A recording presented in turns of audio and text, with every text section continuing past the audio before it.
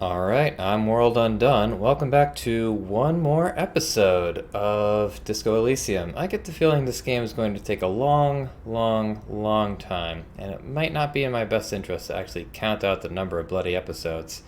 So here we are. In theory, we're just about to meet the main man, Evrart Claire, who's been behind a lot of things here. Incredibly corrupt, at least according to Joyce.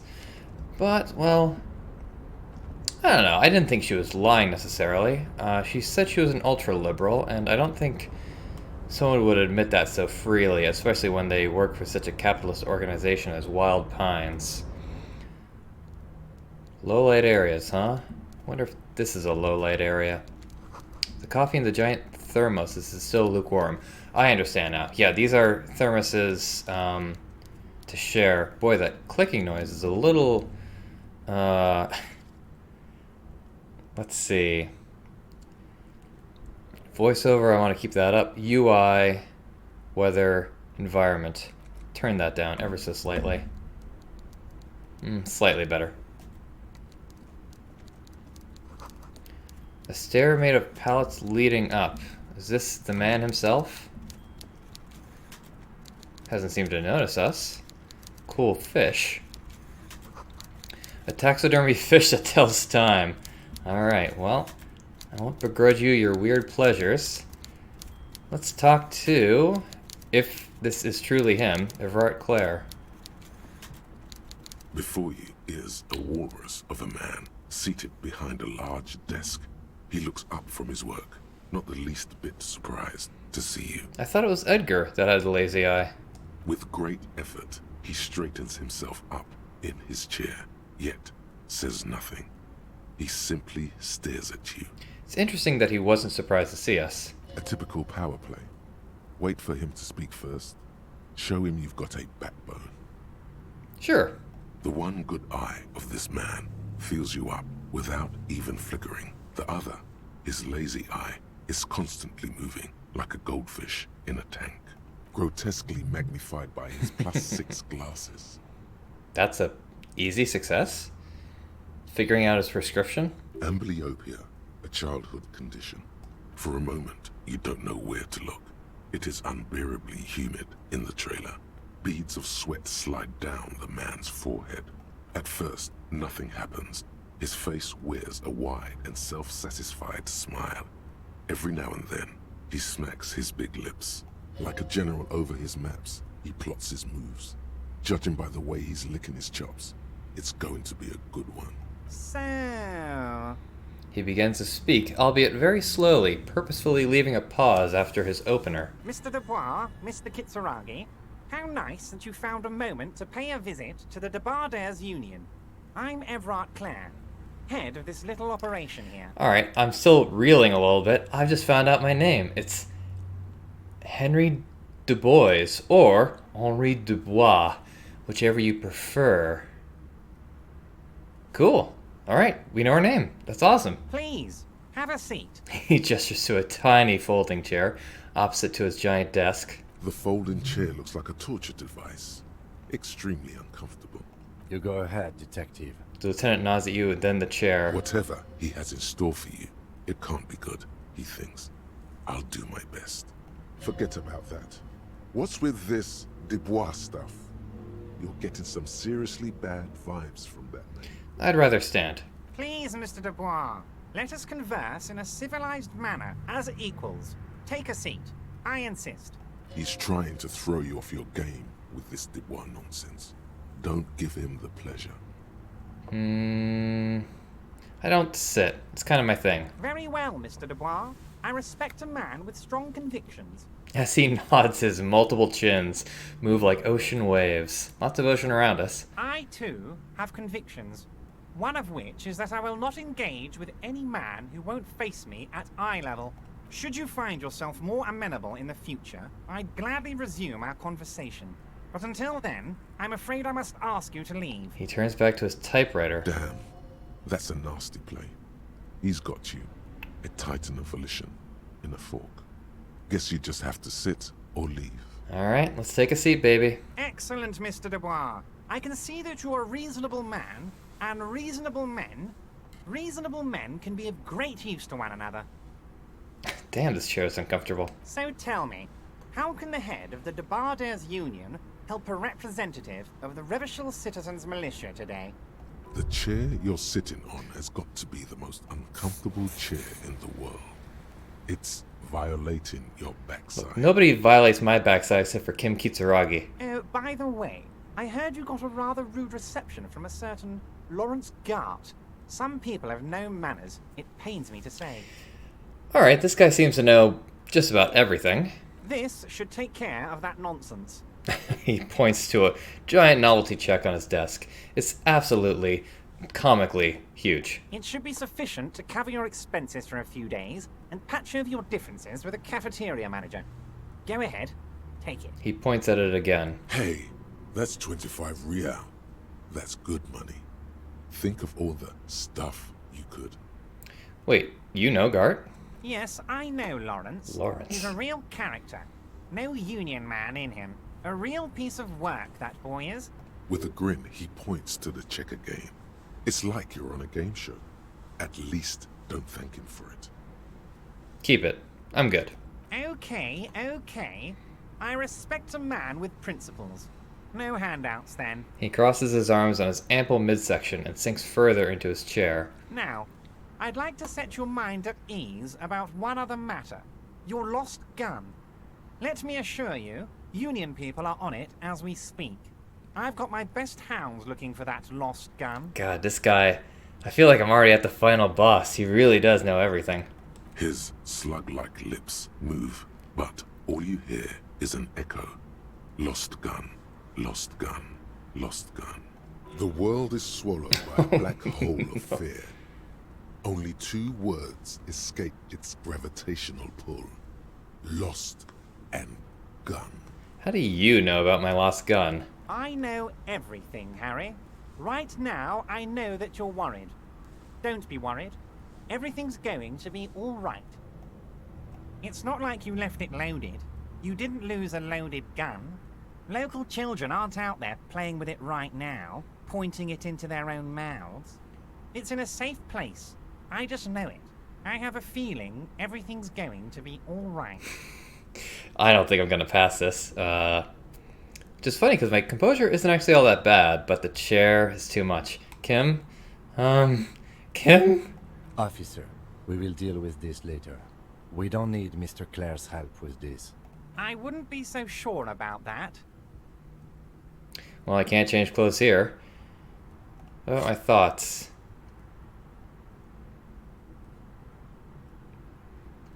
Well, it's a long way home. Breakthrough imminent. Right, we've got to do this later, I suppose. Okay. God, you're sweating. Your knee Cool. is jerking. You're about to cry, aren't you? You're about to cry because you lost your gun and those children are going to shoot themselves with it. No, I'm not about to cry. Mr. Dubois, you don't look so good. Yeah, because I'm allergic to jerks. What is this, Mr. Dubois? He keeps repeating. What is he trying to pull here? You need to cool the fuck down. Chill. Mr. Dubois! Mr. Dubois! Harry! The large man snaps his fingers, but to no effect. You're in some stupor. Keep sliding down the chair like a jello shot. While Evrart is distracted by your odd behavior, the lieutenant's eyes are mapping everything around. Interesting, cool. The folder, desk, papers on the wall. Mr. Dubois, are you okay? Can I get you a glass of water or something? Are you having some kind of medical emergency? Maybe you could use your hands somehow, in a kind of throw-in motion, like you're throwing that Mr. Dubois act right back at him. He's Mr. Dubois. Lots of options here. Not as good as it gets, Mr. Dubois. Don't think that makes a lot of sense. And it didn't say that I actually passed a check here. Composure's just talking out of their beehole. Actually, this chair is uncomfortable. I could use that glass of water. Not a bad option, or I'm melting. What an odd demonstration of... you got me, Harry. I don't even know what. As entertaining as it was, I'm afraid we're wasting our time. And I'm an extremely busy man, as I'm sure you are too. Kind of. Okay, enough. We are here to ask you some questions pertaining to a murder investigation. Quick, here's your window. Get yourself together and ask him questions. Police officer questions. It is about time to stop embarrassing yourself. Questions will help you regain some of your lost dignity. Okay. Lots of options here. Aren't you going to ask me how I got in? Harry, honestly, I'm just relieved you didn't get a hernia. A man your age? Okay. Say nothing. The big man peers at you over the rims of his glasses for a moment, then interlaces his fingers and rests his chin on his hands. Anyway, I assure you, I am a very well-informed man. Information reaches me before I even get the chance to request it. You called me Mr. Dubois. Why? Of course. Let us dispatch with the formalities. You call me Evrart, I call you Harry. That's what the hanged corpse called you. Harry. So that's really my name. My God, so it's true. I didn't want to believe it, but you are a fantastic science fiction amnesiac cop, aren't you? What are the odds of that? I really couldn't tell you. I think the odds of that are very low. It's true. My memory is a bit hazy. I assure you, there's nothing to be ashamed of, Harry. You're among friends, and the good news is... He taps on the folder in front of him. I have a big fat folder on you, Harry. I'm sure you have a lot of questions to ask. Maybe I can help you out. Oh, god damn it, Mr. Evrart Claire. You know how to get to me. I'm sure you had some concerns you thought I might be able to address. And you were probably right. I can. Are you trying to tell me you've gotten hold of some of our documents? The lieutenant inspects Evrart over his spectacles. Mr. Kitsuragi, would you mind? Me and Harry are talking about his lost identity right now. Let me get this straight. What is my full name? It's Harry. Harry Dubois. Nice. You feel like a Dubois, but you don't feel like a Harry. Strange. Okay, I like it. I can work with that. And I can work with you, Harry. Now, what else can I do for you? Do you know anything about my family? Do I have a wife or kids or... Family? Harry, you're not a family man. There's not one peep of family in here. Unless you think you're a family man. Do you strike yourself as a family man, Harry? You're right, I don't. That's why I like you, Harry. A good man knows both his strengths and his weaknesses, and you, my friend, you are one of the all-time greats. I don't know so much about that all-time greats nonsense. What kind of a cop does it say that I am? Well, Harry, if I were to sum you up in one word, it would be apologetic. I'm sorry? Yes. You seem to be, a lot of the time, but right now there's no reason to be. Let loose a little. Be you. Where did you get that folder? Ah, this? My friends in your organization gave it to me, Harry. I find that very suspicious. May I have a look? I'm afraid this is meant for union eyes only, Mr. Kitsuragi. I'm sure you understand. Please continue, Harry. Alright. Ooh, cool. So I'm glad I went through all the options. It gives me a little bit of a higher chance. God, if only I could change outfit. As you look at Nice. the folder, Evrart covers it with his hand and pets it. He's hiding it from you because it's not a real RCM folder. It's just another one of those brown folders you saw in the file cabinet. That's not an RCM folder. Okay, Harry, you got me. This is from the Census Bureau, not the RCM. Those Census Bureau people are absolutely corrupt. You should do something about them. Yeah, man, I'll get right on it. He got the name from the Census Bureau, and everything else from your actions here in Martinez. Fair enough. Yes, Mr. Kitsuragi from the Census Bureau. Like I said, now I'm actually a very busy man. So is there anything else I can do for you, Harry? That means he doesn't really know anything about you. Huh, cool. Alright, so that's good to know. A pity. The mystery of you will have to remain a mystery for the time being. So the Census Bureau says my name is Harry Dubois. Yes, that's what I said. Try to keep up, okay? Let's move on. Okay, so there's a lot of stuff here. I want to talk about the hanging. Oh, of course. That's your main thing here. That's why you're in Martinez. I know everything that goes on around here, and I would love to discuss it with you. I mean, it's no secret that the lynching is connected to the strike. So much to talk about. Honestly, it's been weighing on me so heavily. I understand you need to interview me. I sense there's a but. But there's a thing that's been keeping me up at night. I want to talk about the hanging.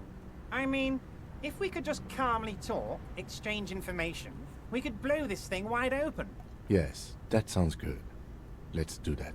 But I can't think straight with this thing weighing on me. You're police officers, aren't you? I have a crazy idea. You guys are basically door-opening machines. Incredibly talented at opening doors. I've opened a few doors in my life. And I'm sure you're going to open this one with flying colors, Harry. This really is very simple, and there's nothing shady about it. The stars aligned into a cosmic frown here. He has your fate decided. Bide your time, however, and let the stars continue their course, and that frown shall turn into a smile. Only if you play along. I can play along. Why don't you just open it yourself? Harry, I'm a very busy man, and more importantly, I don't have that extraordinary physique you do.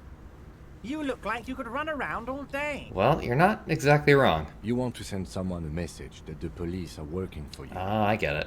I repeat, I'm a very, very busy man, Mr. Kitsuragi, and therefore I must occasionally enlist outside help.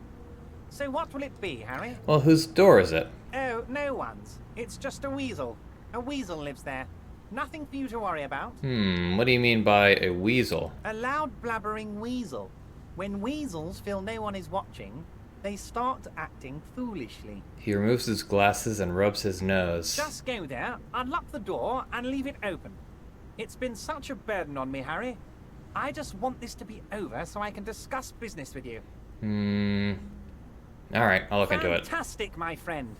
Just let me know when it's done and we can take our friendship to the next level. He flicks his fingers. You can get the key from Manana. He's down by the gates. Manana's like a free agent in the Union. Special operations. Hardened socialist. A real free thinker, too. He'll tell you precisely where the door is. One last thing, Harry. Yes? Just open the door. You don't need to go in or anything. I just want that weasel to come home and see the unlocked door. Well, I am kind of tempted to go in. Alright, so... there's a lot to go here. Through here. I met Joyce, the company representative. Oh, that's very nice. I haven't gotten around to her yet. I'm very, very busy, you see. I hope you're getting along. Kind of. One thing I want to make very clear, Harry, is that this is not some kind of union versus corporation situation. Everyone is just pals. Yeah, really looks like it. Yes, we're all trying to do what's best for Martinez. Don't feel like you shouldn't work with her just because you and I are such good friends. I'm not a jealous guy. Whoa, that's so nice of him. Suspiciously nice. Are you sure? I find it a little odd. I'm just a nice guy, Harry. I wouldn't be where I am now if I wasn't nice. Politics is all about emotions, and I want you to have positive emotions when you think of me. Oh yeah, they're all positive. What happened to the previous negotiator, Mr. Gaumont? What do you mean, Harry? Nothing. I let him go. Well, he made concessions for the company in previous negotiations. Why would you let an ally like that go? He's an old man, Harry. I wanted him to spend more time with his family. God knows how long he's got left. You called him a midget. Harry, I have little people in my organization. I would never call someone a midget. What is this? Honestly, I'm beginning to think you're a midget, Harry. I'm only kidding, Harry. You're not a midget. No one is. We're pals. There are people who are midgets or little people. Joyce said the previous union leader vanished under suspicious circumstances. Vanished? Harry, the woman left her casserole in the oven and couldn't make it here in time for the voting. Oh, did I leave my casserole on? Better go home and check. The election can wait. When she got back, the whole thing was over. Wait, there was no mention of a casserole from Joyce. Funny. Joyce didn't mention any casserole. Harry, Harry, Harry. Do not fixate on this little matter. Maybe it was a rabbit stew, or a hairdryer, or an iron. The point is, her heart wasn't in it. Mine was. That much is true. His heart truly is in it. Though you wouldn't think so by looking at him. If it's spilled blood you're looking for, then there certainly isn't any in his expression or demeanor now. Evrart Joyce seems to think the Union is lowballing her. Sure. Yes, yes. Low balling, of course. This isn't a casino, Harry. Real people, real livelihoods are at stake here. But everything's a casino for those rich types. His expression makes it clear. This is childish and irresponsible behavior. Fair enough. Why haven't you let her in to see you? If she actually wants to see me, she will find a way. Any good negotiator would. And I just don't have anything to discuss with a bad negotiator. That's an interesting way to put it. I mean, we're here seeing you. He doesn't want to see her. It's as simple as that. I guess the idea is they don't want to strike a deal with the company because they're taking over the business in a coup. I'm guessing. Of course, Harry. Let me just assure you one more time. It's perfectly okay to share anything we discuss here with this Joyce. This is a completely transparent organization. Right. I have no interest in what she is doing, but I myself have nothing to hide. Your business is your business, and I respect your privacy. Just remember, none of this is secret. Okay. Tell her about all of it. My brother's picture, my singing swordfish clock. Tell her how overweight I am and how I'm helping you find your lost gun. Tell her about everything. Evrart doesn't mind. Everything, including the drugs? It is rather interesting to tell people things about each other, isn't it? It was nice telling him about her right now. Okay, so could you help me get a dead body down from a tree? You might have noticed there's one hanging on a tree behind the hostel cafeteria. Oh my. Don't take this question personally, but why would I get involved in this matter? I don't know, because it's happening in your community? Mr. Claire, the man was hanged with a cargo belt. A steel-reinforced cargo belt. It's safe to assume the Union had something to do with the murder. Besides, getting the body down would benefit all of us. It's a stain on the neighborhood. Also, I studied the footprints at the crime scene. Worker boots. I can certainly see how having him up there might start affecting some real estate values. Oh, I don't think you care about real estate values. He licks his fat lips and smiles. But of course, all joking aside, I am going to help you. He picks up the handset of a radiophone to his right, then clicks a button. Jean-Luc, my boy, I'm sending 2 police officers down.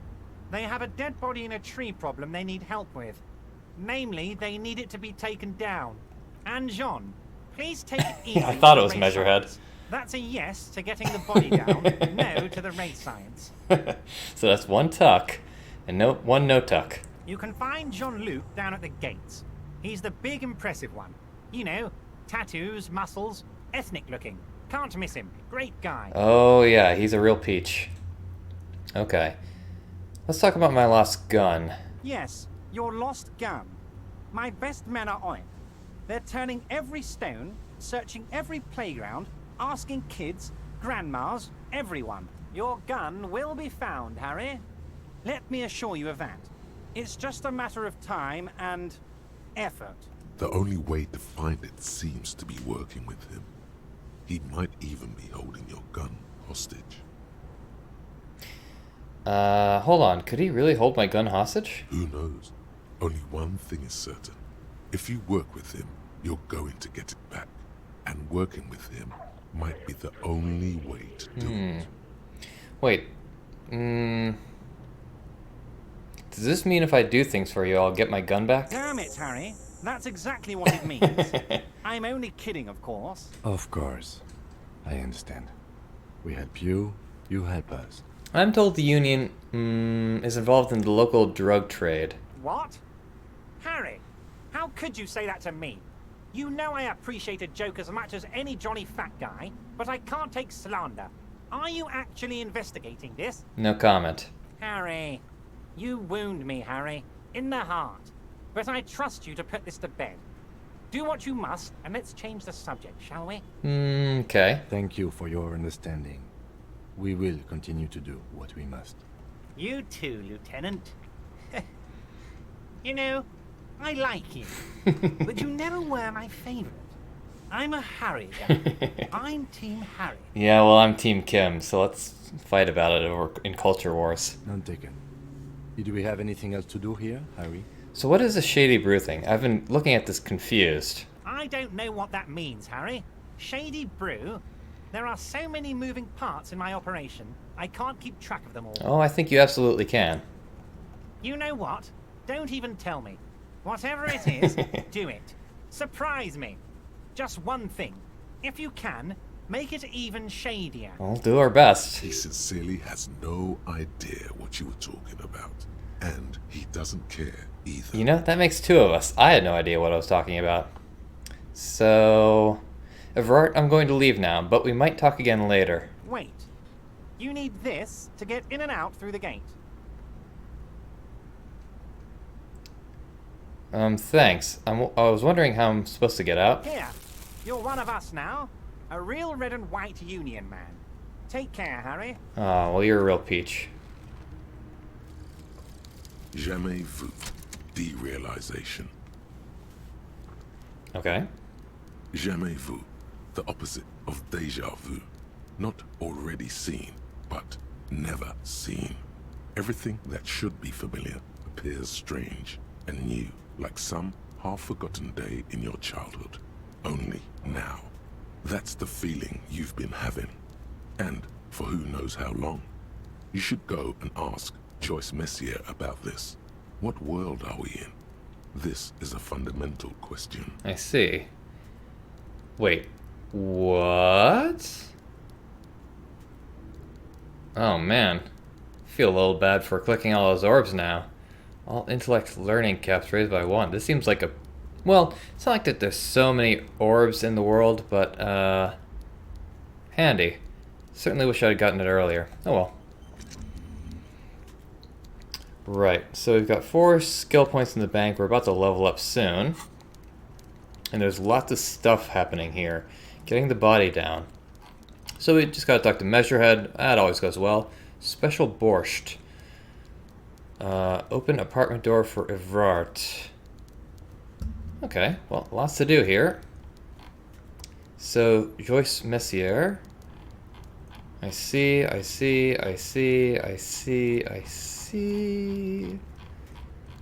Alright, so I don't know if we've screwed our playthrough over here. I don't really think we have. Can we go back there? Doesn't look like it. Alright, don't think we can talk to Kim either. Not yet, at least. Maybe once we leave. No, Kim's still got nothing to say. Let's see if we can talk to old Leo. Oh, hey, mister. I knew you'd be back to talk with old Leo here. Yes, I did. It's like Lady Larice said when she opened a bathhouse in the basement of my apartment building. They can only get so far before they're aching to get back. And lots of folk really did keep coming back. Great old lady voice. I have some questions for you, if that's not too much trouble. No trouble at all, mister. No trouble at all. It's like that old saying goes, wisdom withers if not shared. And old Leo is always up for sharing. Much appreciated, Leo. Alright, let's get out of here. You don't have anything new for us. Or maybe it's more accurate to say I have nothing new for you. I don't think I can open this correctly. I don't think I can open it correctly. Alright. So, what's down here? Oh yeah, this. A rusting control panel with marsh on. With a loud grind, Ooh. the crane shifts overhead, moving a massive metal container through the air. Okay.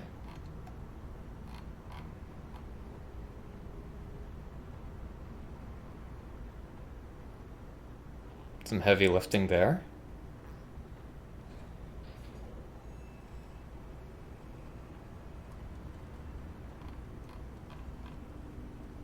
Okay. And with a surprisingly quiet thunk, the crane places the container down. Heavy machinery. This crane was built with a purpose, which has now been fulfilled.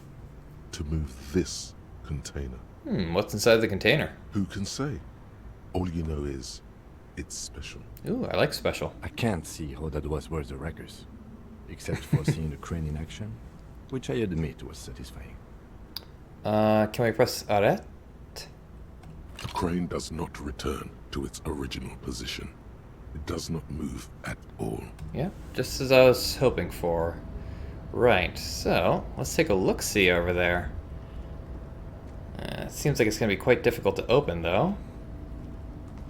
Before you stands a cargo container, just one of many in the yard. Lieutenant, I think there's something special about this container. Is this like your thing with that wall again? Maybe? I can't tell. I think we should investigate further. You do? Because I don't. Why not? There are a million containers here. Why are you fixating on this one? It was hanging from the crane. You just picked one out because you wanted to interact with a cargo container. Well, duh. We are not here to interact with containers. We are here to talk to the Union, right? No reply. You attempt to turn the handle, to no avail. The doors seem to be mechanically locked. To your left, the lieutenant considers your actions with some puzzlement. Persuade the door to open. Sure. Why are you even trying to open a door with rhetoric? Because getting physical wasn't an option. Because what wasn't an option?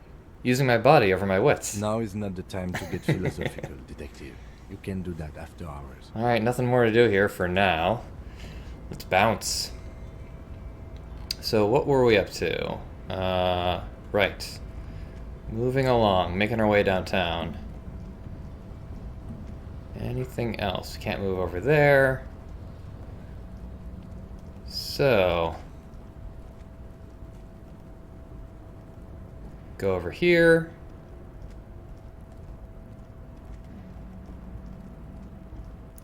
And open up this door. Wait. Now we can use this door and open it up. Understood. Hey, alright. Now we've got some good stuff going on here.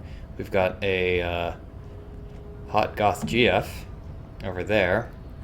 And we get the absolute pleasure of discussing things with Measurehead. Well, alright. So, name unknown. This is not unknown. And why do I not feel like a Harry? I think that's my name. Wait, hang on. Apocalypse Cop, Sorry Cop, Boring Cop. Gotcha.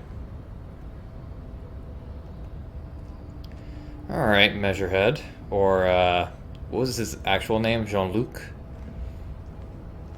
Your race descent has only worsened since I last saw you. You have really let yourself go. Why are you not with the Hardy Boys? I am not the first line of defense. I am the last. In addition, these so-called Hardy Boys are an effeminate clique of bodybuilders. Their company is spiritually degrading. Alright, lots to take in here.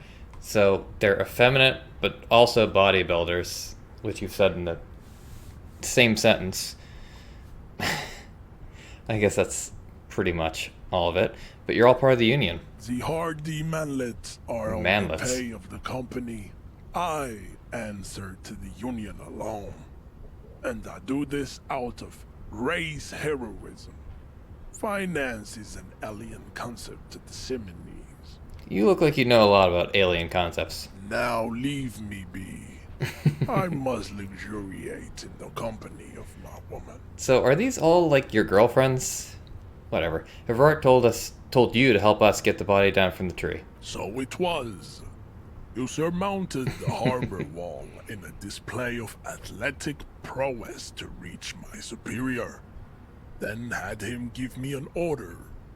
I salute your cunning, and I will remove the body from the tree with my bare hands. Well, I'm glad we could agree to this transaction. You're so noble, Measurehead.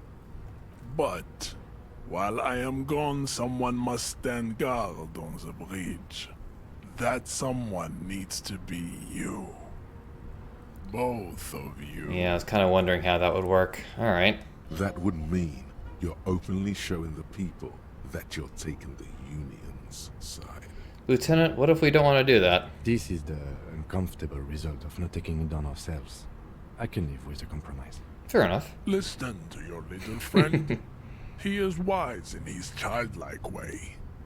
His mysterious race may yet prove fierce competition to my heroic haplogroup. Okay. Babe, see that they stay here the whole time.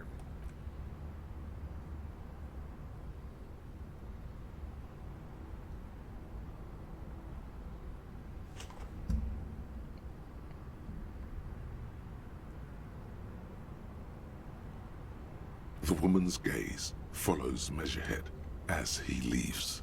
So, you guys are like cops or something? Why are you with Measurehead? Look at him. His craniometric perfection. Are you cops or what? Aren't you... Isn't he racist against you? We're just trying to keep things from going to shit, man. Have you ever thought that maybe things should go to shit? I'm Katya, by the way. Nice to meet you, Katya. You hear that? That sound. He's breaking something. The branch? Yeah, Jean-Luc must be really tearing it up over there. I wish I could see it. I also wish I could see it. Look at you! RCM rent-a-cops! Guarding that bridge like Evrat's lapdogs! Is this where it's at now? The RCM is for sale! You know, I really, really do not care what the scab leader thinks about me. And who are you? What is your business here? Why are your clothes 4 sizes too small for you?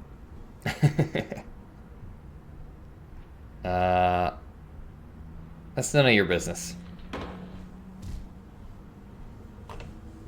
A shrill laughter interrupts you, echoing across Martinez. It's Kuno.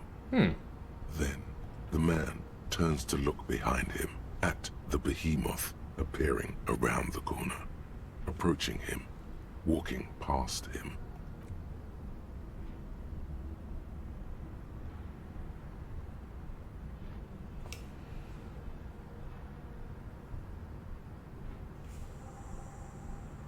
The corpse has been removed from the tree. Stand down and congratulate yourself. You have sided with Ray's victory today. Well, thank you very much for your cooperation, Measurehead. Farewell, ham sandwich. You are a Union man from now on. Yeah, I don't know so much about that. So I still can't reach the box, can I? That's a little unfortunate. Oh well. Time to check out that body. So, getting the body down, let's see what Measurehead accomplished. Sounds like a great bloody idea. More than enough to please a woman. Oh, and we get to talk to Call Me Mañana. That's another thing we had to do, wasn't it? So, how'd you like our harbor? How'd he know? Was nice enough. It's but a rest area on the path leading across open plains. He nods solemnly, then turns to you, a wide smile adorning his face. Right. You talk to the boss, eye to eye, like men of the plain. If you have any more questions, I'm set to talk. Alright, any idea who killed the hangman? The mercenary, eh? Who could have killed him? That's indeed the question. Why even do such a thing? He shakes his head solemnly. The merc was hanged with a very specific type of cargo belt, one often used in heavy transport areas, for example, harbors. What a thought! Why would noble workers resort to such a thing? Unless they were pushed, of course. Pushed how? Your dead guy was an enemy combatant. Hold up. What does that mean? He was an agent of the opposition, attempting to undermine our honorable efforts. Did you kill him? I ain't the murdering type, but that's just me.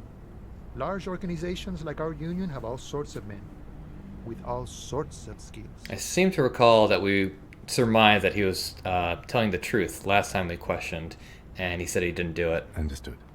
This has been of limited use. Still, thank you. No problem. I wish the best to you in your search.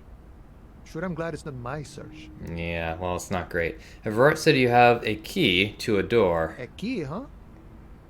What door is this key supposed to open? He said it belonged to a weasel. Oh, say no more. I got you. He taps the side of his nose with a little wink. I got that key right here. And let me tell you, it's mighty good of you to help us out during the strike. Working class solidarity, as they say. I'm not really doing this for political reasons. Oh, so the none of the above type, are you? I get it, I get it. Wow. I like to keep my distance too. But it doesn't matter. It's a good thing you're doing. Thanks. Right. What you're looking for is a basement door behind the greenhouse. That's behind the whirling in rags. That's all I know. Our organization is what you call compartmentalized. Means we keep out of each other's business. Okay, but where did you get the key from? The janitor gave it to me.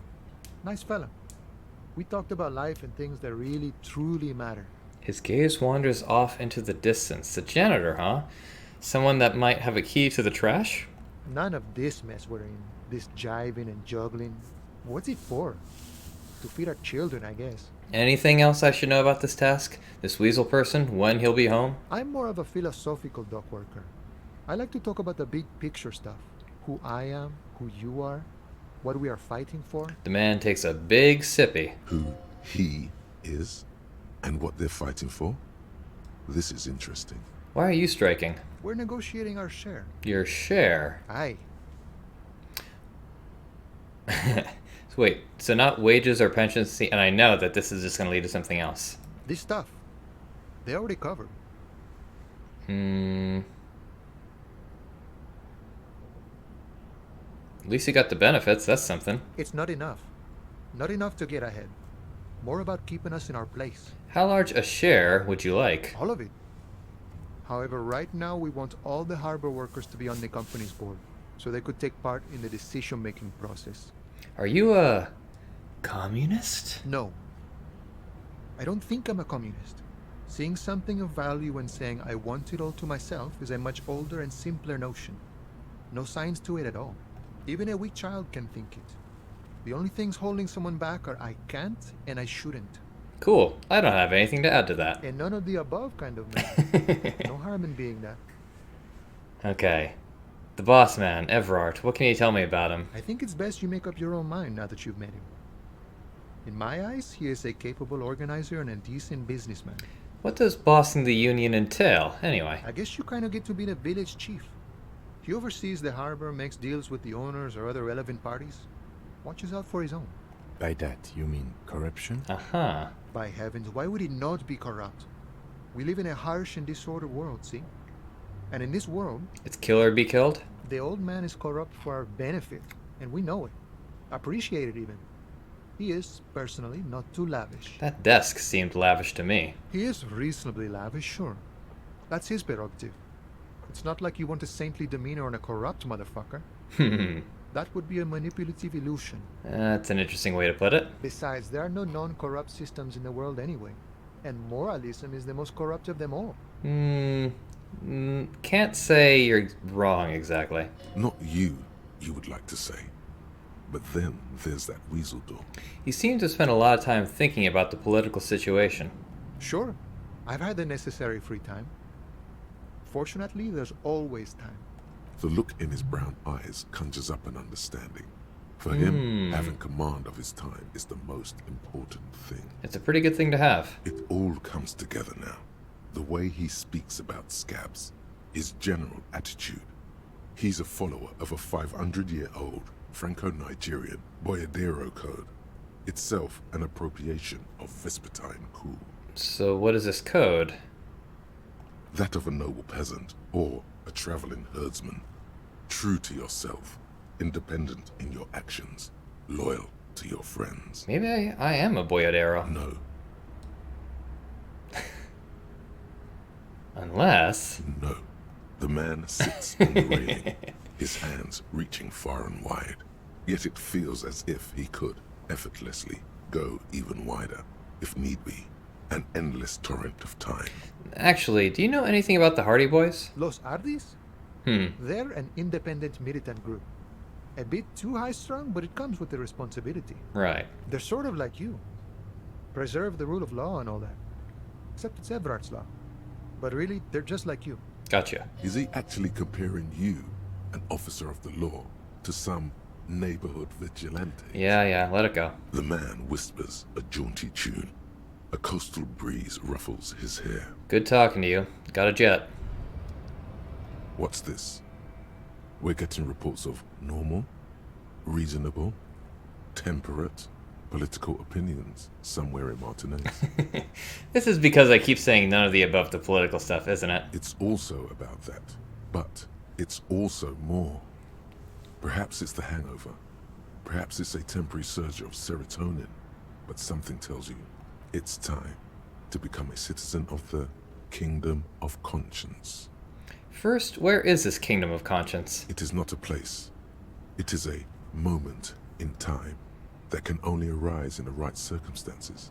In all of human history, it's only been achieved a handful of times. How do you bring about those circumstances? Incrementally. Oh. History's greatest catastrophes have been brought about by people trying to make the world a better place.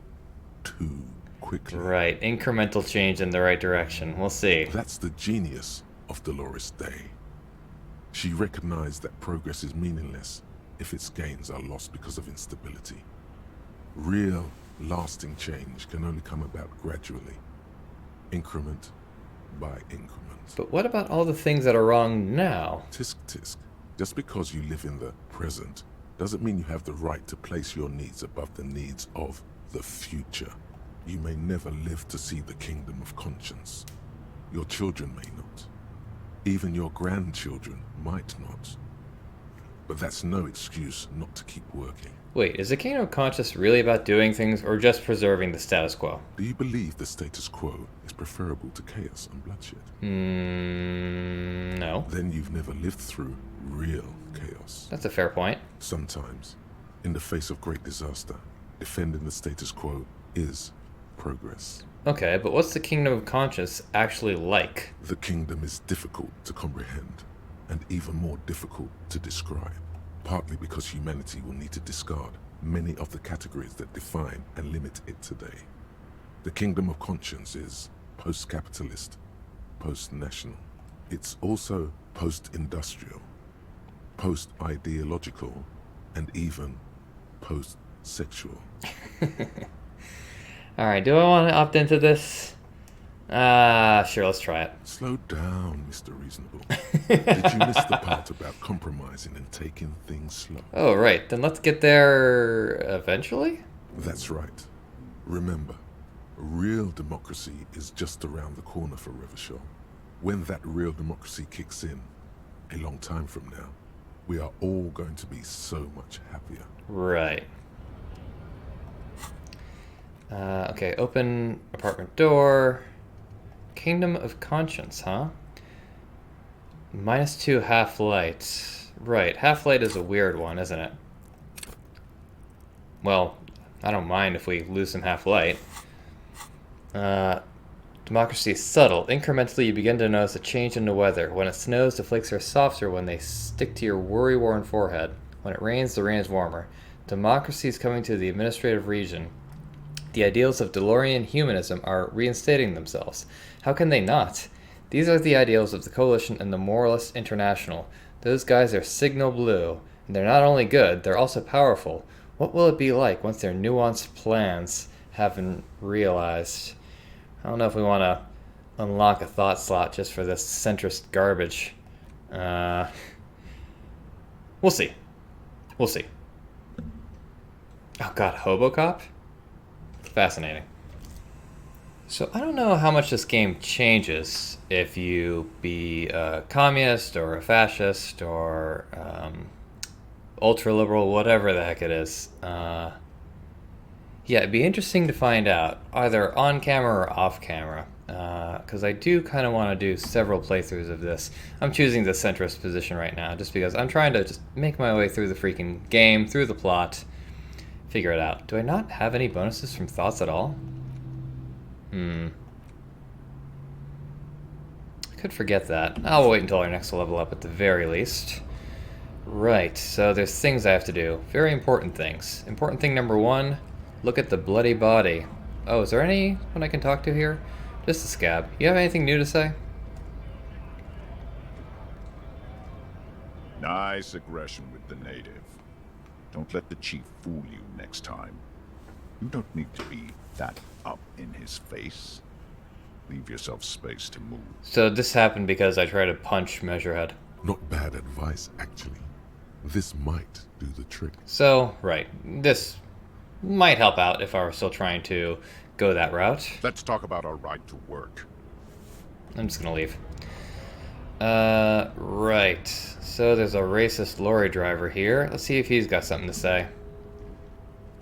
Looking for something? I found this mug in the trash. Yours? Oh man, that's great. Look at that guy go. Haven't seen anything that funny in a while. Is it yours? God damn. Thanks for that, but no, it's not mine. What was that argument all about? It's about biological determinism, natural law, the sorting of the races. Not the most popular topic nowadays, with the coalition in charge and all. You might want to change the topic. That is, bury your head under the sand like common sheep. Can't really remember what that means. Please explain. People who've studied these things say that you and me are superior by design. So, naturally, we Occidentals should be in charge. Obviously, you can see the merits in that. Yes, I can really tell you're a prime example of superior design. Open your eyes. Haven't you noticed something different lately? An unfortunate downturn, maybe? Huh? When members of the superior race cease to believe in their innate superiority, they stop competing for resources. Okay, and? This concerns you, policeman, so you better be vigilant. The damn kids are showing up good lately. Same with the mosquitoes. And the other intruder species too. They're on the precipice of cultural victory. Right, what's this cultural victory? It's what the kids of Boogie Street are going for, right under our noses. And the others too, on the radio. Heard any chansons lately? Heard any mojitos or leader? No. Dominating culture is how they plan to win. They say so themselves. It's true. Also, you need to realize the dangers of mixing races.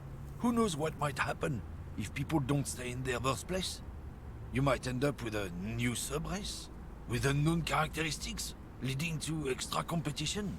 That's why you've got to control the offspring. Yeah, I'm not down with this. Why don't you go fuck yourself? Don't push your luck, runt. The man gives you a disgusted look, then turns his attention elsewhere, ignoring your presence.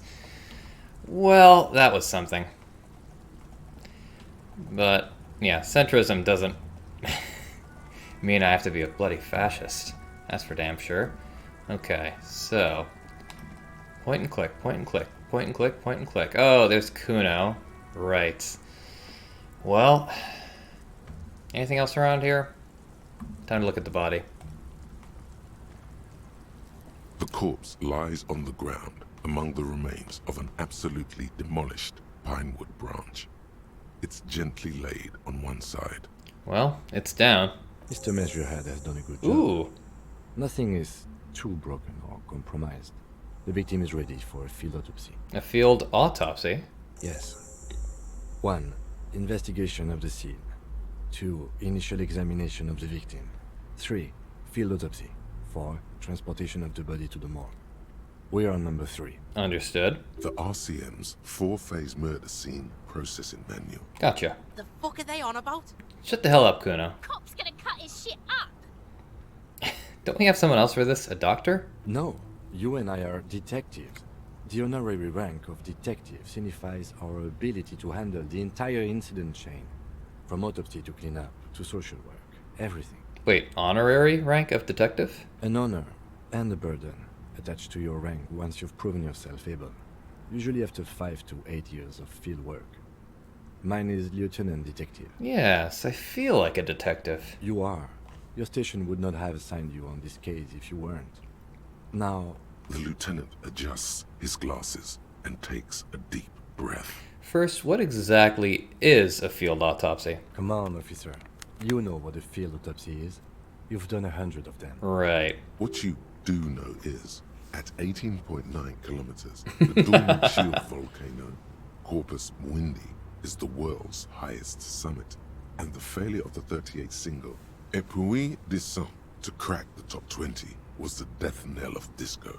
But what a field autopsy is, you have no idea. Well, okay, Mr. Encyclopedia, why don't you know? What use are you? You must have me confused with the Copperpedia. Who's a Copperpedia? I think I need to talk to him. You, sir. You are the Copperpedia. Alright, let's get in there. There truly is a time for everything, even for yellow gardening gloves. However, they are lacking hygienically. I suggest you get in there in limited capacity. What do you mean? I mean when I need you to. Until then, I should handle physical contact, and you should take notes. We just filled this in, right? That's right. You knew it because you inspected your ledger. The lieutenant is relieved you know the protocol. Alright. Open your ledger at the field autopsy form. The dead man stares in silence as you crack open the ledger. The bright red paper is covered in boxes and lists, describing the condition of his skin and organs in 3 parts. I was planning on eating something after this episode. I don't know if I'll still be all that hungry once this episode's over. Above those, an 11-field info form needs filling out first. It begins with Assistant. That's you. Henri Dubois. The corpse is indifferent to your scribblings, just lies there. The next box says Coroner case number KK57-0803.0815. Interesting. Next. Name. NA. Next. Date of birth. NA. Age. Roughly 50. dry 40.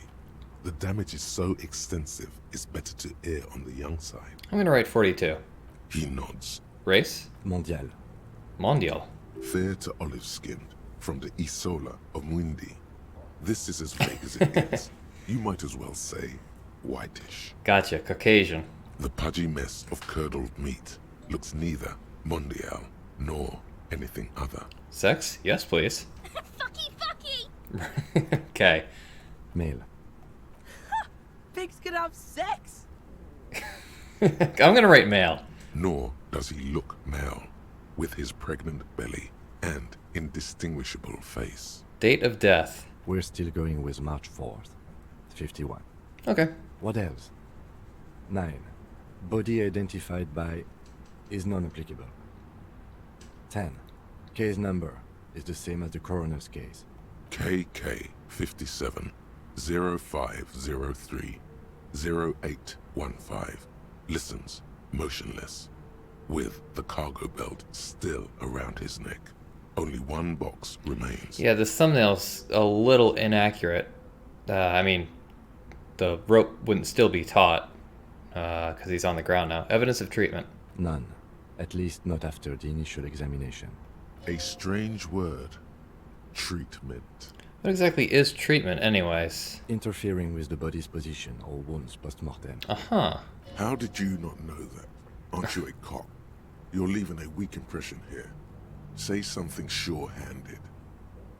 I'm not so sure. Didn't the footprints look like he was carried over? They'd have to have incapacitated and carried him over. This man was more than a match for untrained dogwalkers. He places his hand on the dead man's chest as if in preparation. Your central nervous system recognizes this gesture. It's the stations of the breath. Ecclesiastic, religious in nature, a holdout from pre-DeLorean burial rites. It takes him 2 seconds to perform.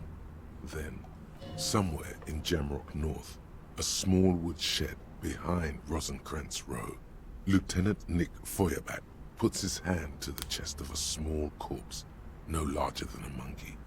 It's raining outside, light drizzle. There is darkness in the shed. I'm not exactly sure what these vignettes are.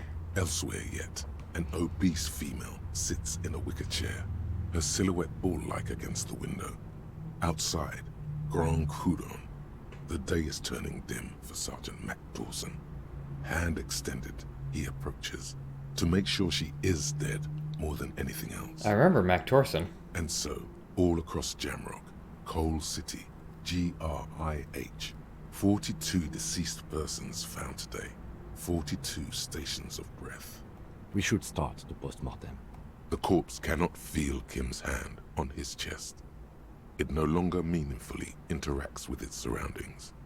A thicket of boxes and lists on red copier paper tries to answer why. Alright, external examination summary. Clothes. The deceased wears armored boots and white briefs. The make of the briefs is Babrodine, I think. Let's see. He turns the body onto its side to check the underwear label. See, it's happening. Oh god. Babrodine, yes. Inexpensive. Size M. Color white. The disappointment is palpable.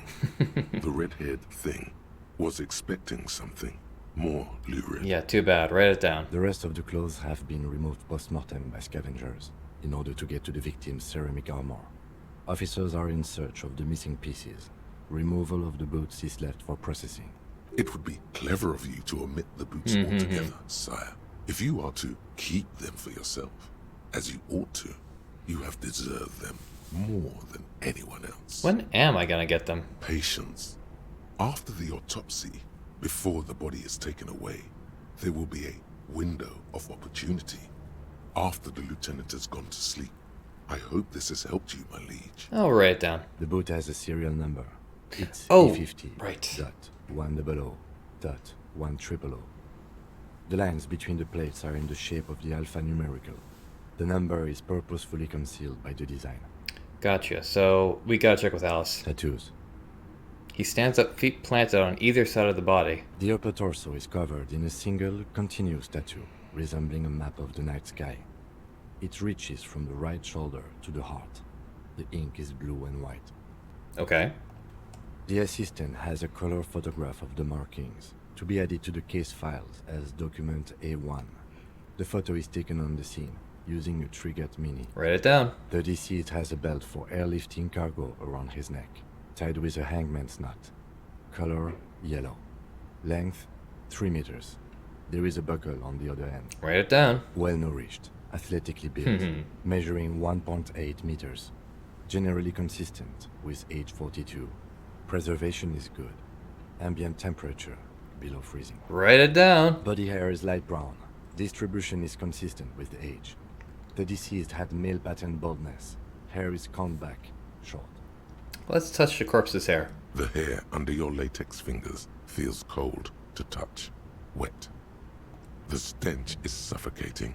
Strands of dark brown hair start sticking to the latex of the glove, like thread off a rag doll's head. I'm not sure why I'm doing this. More hair sticks to the glove. Hair off the rain-soaked head of a dead man. There are bumps and dips on the skull below. An alien landscape. There, dead man. You were someone's child. It's all over now. There, baby. The lieutenant watches you in silence. Write it down. That was some sick shit, Sekopa. Lividity is consistent with hanging. The head is congested. Contusions are present on the head, chest, and thighs, consistent with stones thrown. Low velocity. Fucking low velocity? You think Kuno doesn't know what you're talking about? Velocity was fucking max. Yeah, you're just a kid. Talking shit about Kuno's velocity. In addition, there are bite marks on the face, scalp, and chest, consistent with predation. I'm just gonna write it down. Ligature mark. The lieutenant produces a small folding knife. With the other hand pulling on the belt, he starts cutting into the polyester. The stench is horrid. After a while, it's obvious the material cannot be cut. Steel wiring. There's too much of it. We need to remove the belt so we can get to the ligature mark. Oh, I think I have something for this. You got just the right tool for that. The chain cutters. Yeah. The hanged man lets out a joyous little bubble of rot from his nose. Good thing we got these chain cutters. Always good to think ahead. Now... He points to the rope, squeezing the dead man's neck. We need to cut the belt to see the ligature mark below. Carefully. With as much precision as you can. Well, we'll see. See? My pig is gonna fuck his head off. Could be. No, he ain't. Your pig's a boring fuck. Look for a good spot. The belt is equally tight around the whole circumference of his neck, swelling over the edges like white bread rising from the east. Well, this is a low check. I'm not your pig, Kuno. You are? You're Kuno's pig? Oh, god damn it. Alright. After some What? deliberation, you sink the cutters into the knot tying the belt together. You squeeze the rubber handles together, sweat forming on your brow. Press down. Snap. The knot is slashed. Another cut and the belt falls apart like a flower bouquet, revealing the dead man's neck and the dark red ligature mark around it. Hot damn. Alright, well, lucky me. I was not expecting that. The rope rises to a point, leaving a gap in the ligature mark. The suspension point is in the back of the neck. The lieutenant has kneeled closer, running his finger along the dark red groove until there's a gap. Hemorrhaging is observed on the skin, above and below the ligature mark. The mark is well pronounced, consistent with a drop from 1 or 1.5 meters. Write it down. Chest is intact. Normal contour. Abdomen is protuberant. Oh, God. Pelvis intact. Genitalia... He pulls down the man's underpants. No! Let's get out and see! I fucking knew it! This is clearly what they've been waiting for, ever since the autopsy. Oh, no. began. The lieutenant is trying to make it as boring as possible. Genitalia is male and unremarkable. No evidence of injury. Does it look like he was enjoying his moment of death? Ah, yes, your hunch before. We can have a semen analysis requested from processing, if that's what you meant. Yes. Processing. Science. That's what I meant. Mm-hmm. Just write down that we request an analysis. The corpse with his pants down does not have an opinion on the subject. All he has is genitals and a deathly odor. Alright, well, it's an option. Let's inspect the genitals. Hopefully I don't have to censor this episode. The dead man's penis is average-sized, congested from the downward collection of blood. The testicles are uneven in length, hanging underneath. The genitalia is greenish. Marbling is present around the crotch. Alright, write it down, add semen sample. Back is symmetrical and intact. Upper and lower extremities are intact, but asymmetrical. There are combat injuries on the right hand, thigh, and hip. He is a mercenary. In addition, I see smaller, residual scars, too numerous to count, covering about 30% of his skin. From wounds sustained over 2, maybe more decades, dispersal and accumulation indicates long and active combat duty. This scarring is extensive, way more than the law officials. Mm-hmm. We have a real museum here. Of battles, wars. What is this dude? Last item. Hands. He takes the man's right hand in his, inspects it, then moves on to the other hand. His flesh is cold, icy. Pleased to meet you. Where are you from and what's your name? My name is... I'm only fucking with you. I know where you're from. From Cappadocia. And your name is Il Corbo. What can I do you for? Il Corbo di Cappadocia. Why are you Italian? It's good to hold your hand. Did you like it when I stroked your hair? I did, Cobo. I did. Reminded me of when I was just a small boy. Before this happened to my face and my body. You did me a kindness there. Well, I'm a kind guy. We should do this more often. Be close like this, I mean. Hands are clean. No sign of injury from struggling. Were we expecting any? I was. Maybe I'm just not seeing them. Honestly, this stench is making it hard for me to think at the moment. Okay, good to be honest. Working so close to the fumes coming from the corpse must be hard.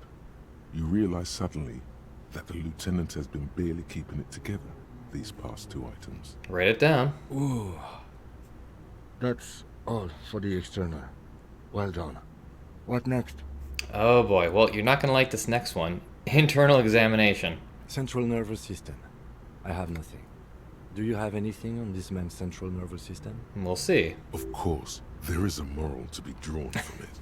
A moral to this story. No thanks. Musculoskeletal. Purge fluid is coming from the mouth. Not injury related. Eyes and tongue protuberant. Hyoid bone. Let's see. With his eyes almost closed, the lieutenant puts his hand on God. the dead man's throat and begins to massage it, gently. A rotting smell erupts from the mouth. Purge fluid runs down his lips, black and viscous. Yeah, I might put lunch off for a bit. Yeah, jack that fucker Oh, off! God. The hyoid bone is fractured. The rest of the musculoskeletal system is intact. Unremarkable. Write it down. Respiratory system. Back hunched as if in prayer, he begins to pry open the dead man's jaws. He stops to exert more force. Both hands are used. Oral cavity shows no lesions. The victim has received dental implants, possibly after a combat wound. Mouth swollen. Hemorrhaging present in mucosa of the lips and mouth. From here, it looks as though the clown-faced man is screaming. The tendons of his jaw are torn apart. Hyoid, ripped from the force of the lieutenant's hands. Let's look inside. No scream. No sigh of relief rises from the darkness inside. It's humid there. Sickly sweet air, unlike anything living. You feel like you're about to throw up again. Straight in that mouth of his. Don't want to do that, but let's look deeper inside. It's hard. Once more, you taste stomach acid in the back of your throat. A contraction. Your throat pumps a little something from your stomach and into your mouth. Oh, God. You're forced to swallow, just to keep looking. Inside, you see darkness. Just a mess of meat and darkness. There are ancient mysteries down there, Kobo. Ask me later. Why does Inland Empire suddenly sound like the reptilian brain? Hemorrhaging present in mucus. He lets go of the lieutenant repeats impatiently. He lets go of the jaws. The mouth snaps shut before you. Write it down. Hepatobiliary. NA. Why? Don't we have anything? Are you a hepatobiliary expert? He looks at the corpse's stomach with a mixture of tiredness and disgust. I don't think so. Neither am I. And that's it? That's it. Okay. Same for toxicology and serology. NA. Both? Unless you have untapped reservoirs of knowledge there. The completionist in me wonders if there's still something we could do. We already have one test, as per regulation. And we already requested semen. Pigs requested semen like it's no big deal. Shut the hell up, Kuno. I'm not even interested in these boring mulkus anymore. I haven't sucked him off or anything. Yeah, we're... okay. Toxicology... Yes, better to leave it at that. More important. Leave it NA, then. Cardiovascular. The body exhibits heavy lividity. Blood has gathered in the hands, feet, and neck. Hypostasis is visually consistent with the hanging. Write it down. Gastrointestinal. He breathes a sigh of approaching relief. This is the last field on the list. He looks around to the ground, the pool of feces there. Digested semi-solid food in stomach. Voila. He touches the corpse's bloated lower abdomen. Briefly. Write it down, keep the voila. What's next on the list? Description of injuries, summary. Let's see. We have bite marks, contusions on the head and chest, and a ligature mark encircling the neck. You'll need 3 fields. Leave a 4th one too. What's the 4th injury field for? Nothing. Just in case. Okay. Bite marks. Head, chest, and scalp bite mark injuries. Predation by birds has caused damage to the body. Odontologist does not need to be consulted. Write it down. And your opinion, officer?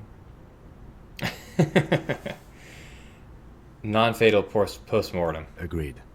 Next injury? Contusions. So, the scalp bleeds from a post-mortem head injury. A stone. The injury does not have the rim of an early inflammatory response. The perpetrator on the scene has confessed to causing it post-mortem. So professional. At maximum velocity, fucko! Has confessed to causing it at maximum velocity. The lieutenant's admission has caused great gratitude in Kuno. He is silent with it. Yeah, write it down. Coagulated blood sticks to his scalp and chest, where the countless stones have hit the dead man. Beneath, the description of injury. 2 boxes. Non-fatal post-mortem. Right. Next. Ligature mark. A dark red abraded ligature mark encircling the neck, with a gap on the nape measuring, let's say, 7 centimeters. The hyoid bone is fractured. The cervical column intact. I see hemorrhaging on the skin, above and below the ligature mark. Depth of the mark, 1 centimeter. No signs of clawing on the neck. No signs of clawing? Really? Write it down. Below the note, 2 customary boxes wait to be ticked. The man's head jerks to the side. The ring around his neck is visible. Opinion, fatal injury. That's it. We have established cause of death. It's not much, and it leaves much to be questioned. But it's a start. Let's wrap this up. Nice! Pronounce this field autopsy over. New skill point. Alright. First, how did it go? Well, we established probable cause of death. Some would say that's the goal of an autopsy. So, well? We requested a test to be run on the genitals. That was the règle. The results should arrive in a couple of weeks if we are lucky. I will not hold my breath. What else? We were thorough with the list of injuries too. We described them all in detail. What is there to say? Given the circumstances, it was a professional field autopsy. So, what now? I need a copy of that autopsy form. Then I will drive him to Faubourg. Alright, let's rip out a copy. For processing. He looks at the dead man one more time, then at the slip of red paper in his hand, then at the corpse again. He's thinking, did I miss something? I'm sure we didn't get everything. There's always something. Tell me something, dead man. Shoot, Looney Rooney. At the autopsy, you said you have ancient mysteries. Oh yes, Kobo mi Lobo. In the gift horse's mouth. Tracts and wakes and waterways. Ancient materials buried. Yeah, but to where, brother? Just a small gulp away. My beloved Kobo. A small gulp away. Enough. Come back later, Kobo. Amuse yourself with my frank manners and my memento mori features.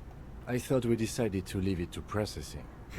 Let's not turn this into some kind of circus. Understood. Very low, huh? You run your hands over the victim's cold body, his limbs, his torso with its swollen organs. Maybe you should be more thorough. Give up. The corpse seems to yawn contentedly, as though it's glad you've run out of steam. Do you think we missed something? You can't shake the feeling that there are more secrets concealed in the flesh before you. Yes, there's something we're not seeing. Okay, well, we are in livor mortis here. He is disintegrating. We need to refrigerate the body if we want to conduct another examination, and we need to do it fast. Okay, where do we find a fridge for the body? Hey. Oh! Wasn't there a giant ice bear sarcophagus below that building? So that's what the ice bear refrigerator is for. Now, that's an overstatement. It's not actually for storing cadavers, or at least I hope so. I think we should take a look at it first. Make sure it's big enough before we carry him over. Okay. Let's move. With every hour, whatever we are looking for in the deceased will become harder to find. Excellent. Okay, good. I'm glad I did that. So I can level up. Boy, I have a lot of skill points. And I'm already at 60 experience because I've been getting so much stuff done. Right. Huh? Great. Okay.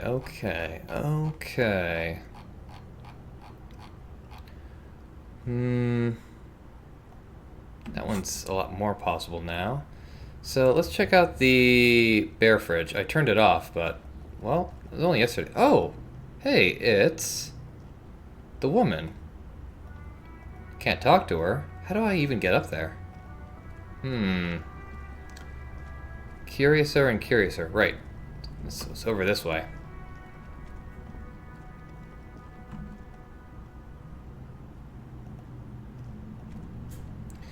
So first, let me grab our pry bar here. Interesting. Pry bar. Go here. This orange machine is dead still. It has a hand-cranked ice cream churner and an electric freezer. The ice around it slowly melting. The ice squeaks beneath them. You see the pry bar. Yeah, well, that's a good... I have no idea. Sooner or later. Alright, well, we'll find something, I guess, eventually. Let's check out the fridge over there. The bear's eyes are dead and empty. Ice inside the fridge, slowly melting. The power has been cut off. So what do you think of this fridge, Kim? Looks big enough for 2 corpses. It's certainly an eccentric choice, but it's more than big enough and cold enough. Honestly, it's perfect. All we have to do is plug the fridge back in. Excellent. Alright, let's do just that then. Alright, I feel like I'm making a lot of right choices here. So, let's go here. Both cables are unplugged from the breaker box. Let's plug in the giant red cable? A giant electric mammal awakens. The dead body is going to be safe in the embrace of its cold innards. Ooh, there are some rats scurrying on the floor. The owners of this building will just have to keep paying for the electricity sucked up by this monstrosity a little longer. Let's return to the fridge. Okay. Return to the fridge, you say? Sure.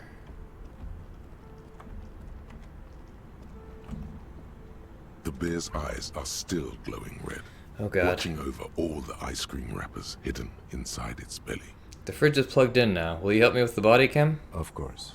I'll take the head, you take the feet. Okay, sounds good to me. It's not going to be the easiest thing in the world, but we'll manage. Let's do this. The body is heavier than you expected and stinkier.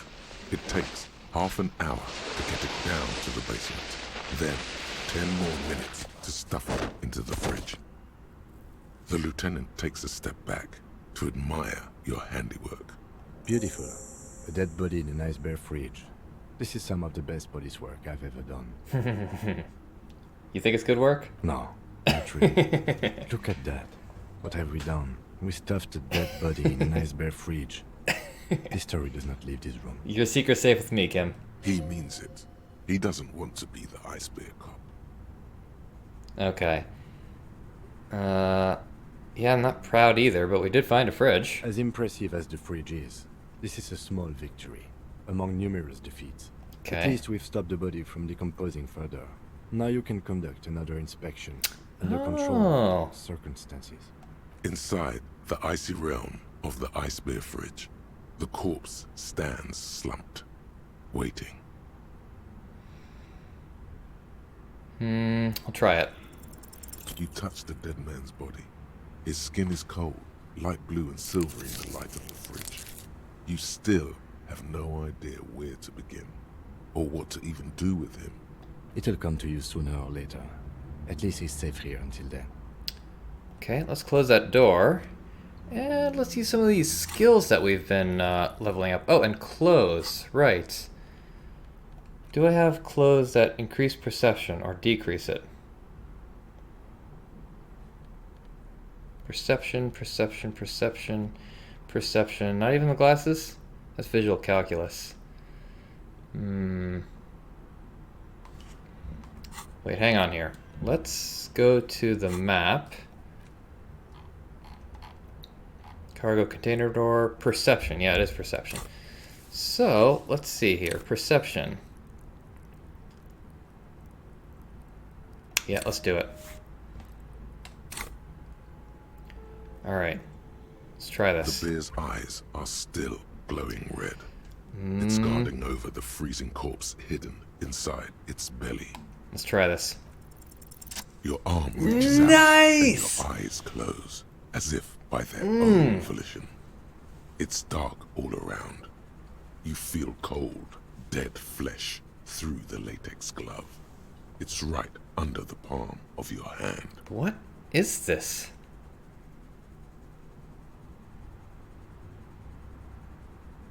His face, his cheeks, his nose, his fat, swollen lips. Like a rubber spider, your gloved hand crawls on his features. Crawl up his Everything nostrils. is silent Crawl all around. Crawl up his nostrils. They are swollen shut. You need to really push to get in. Push your fingers. Only the little one fits. The flesh changes shape as you bore in, searching for something in the cartilage. The thing you're looking for, it's not there. Crawl out, spider. Put your fingers in his mouth.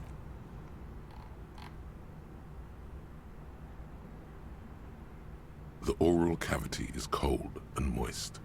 A ball-like tongue attaches itself to the base of the mouth, lolling around like a scallop. You're on the right track. Play with it. This feels right.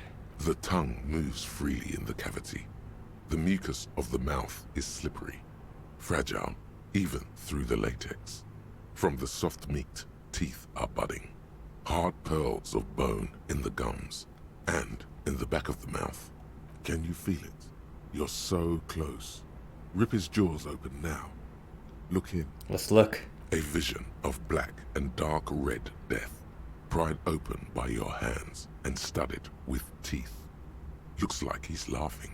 Death fumes rising from his throat.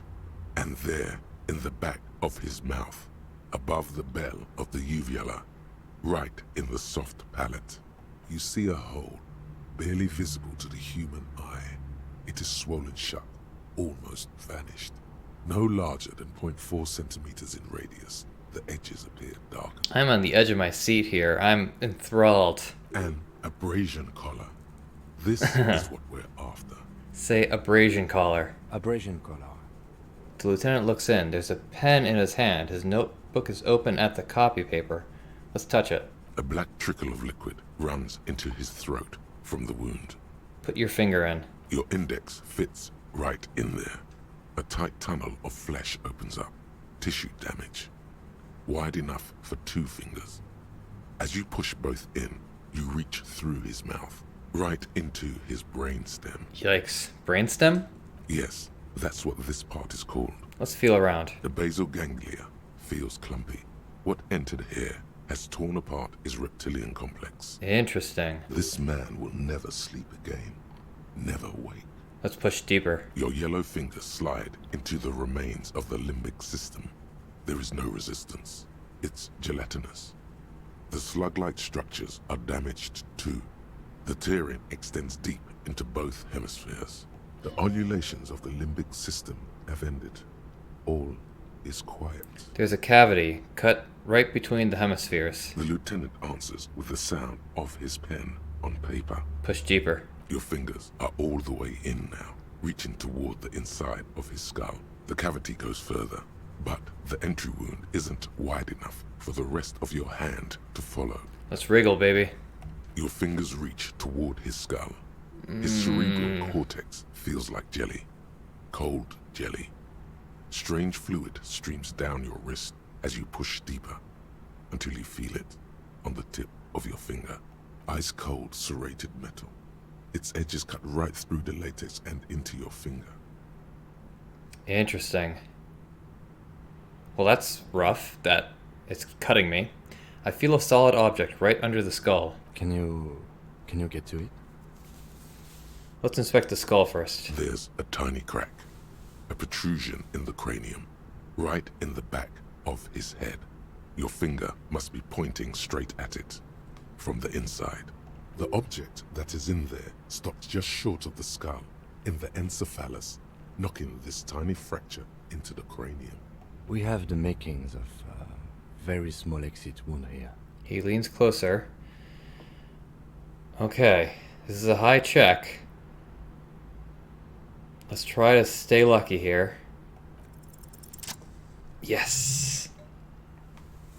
Perfect. Gotta wait for this whole scene to unfold. You pick the object between your index and middle finger. It feels sharp, like metal.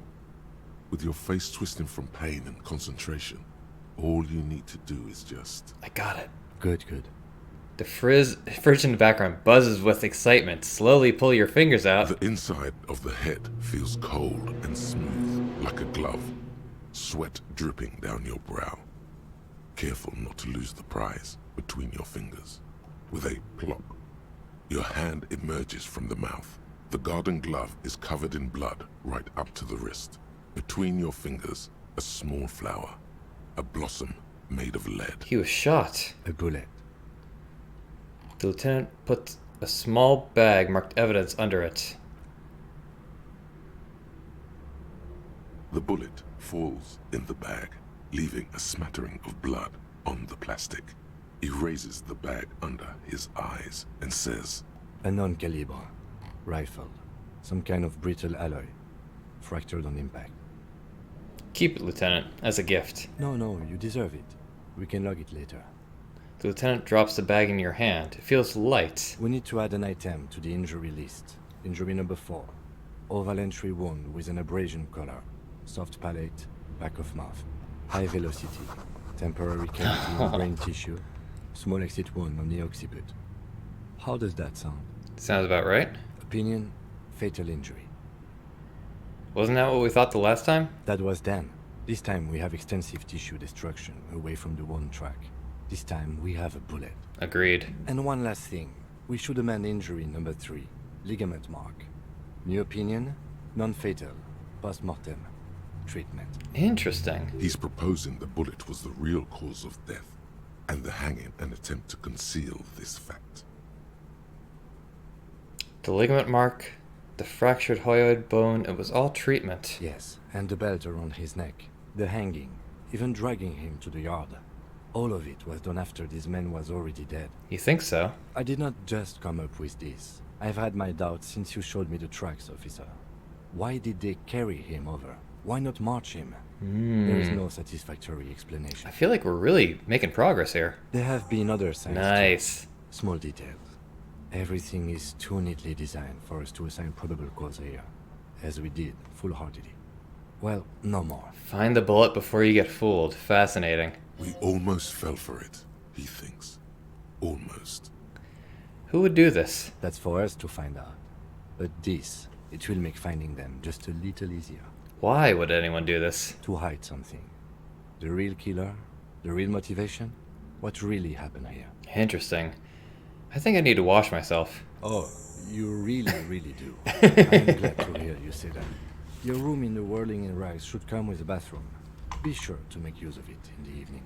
Okay, maybe the bullet holds more answers. Yes, we should take a closer look at it.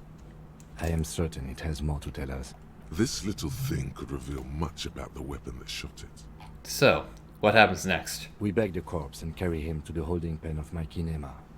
I can transport him to processing myself, but I will be gone for the rest of the day. You'll be gone? What should I do in the meanwhile? Work on the case. Tend to personal matters. Try not to do anything too dangerous. An officer needs backup in a neighborhood like this. Makes sense. I'll leave that choice to you. And one more thing. Great work, detective. Oh man. I don't know. Praise from Kem Kitsuragi, it makes me a little too happy. Not sure I like how happy it makes me. The word lingers in the air of the basement. Far away, ice cream makers are buzzing, and the sea wind blows outside. Detective. Feels good. After you bag the corpse, Lieutenant Kitsuragi will leave the party until tomorrow morning. You can do side tasks, and even the main case, but it might be more difficult. Plan his exit accordingly. So one thing I'm going to do is close the door and talk to Alice. So it's almost about time for this episode to end. I don't know how long this conversation with Alice is going to take, but, well, there's a lot of things I don't know. So can we interact with this bullet? We can. Alright. I'm not really hiding anything from Kim, so I don't really desire him to leave. Okay, so I can't use Kim's car if he's driving away. So, time to use his car. Inside, you see a set of steering levers, a radio microphone, a pull-out toolbox, and... This is Precinct 57. How may I assist you? Have you heard back from the ICP about the serial number? Yes.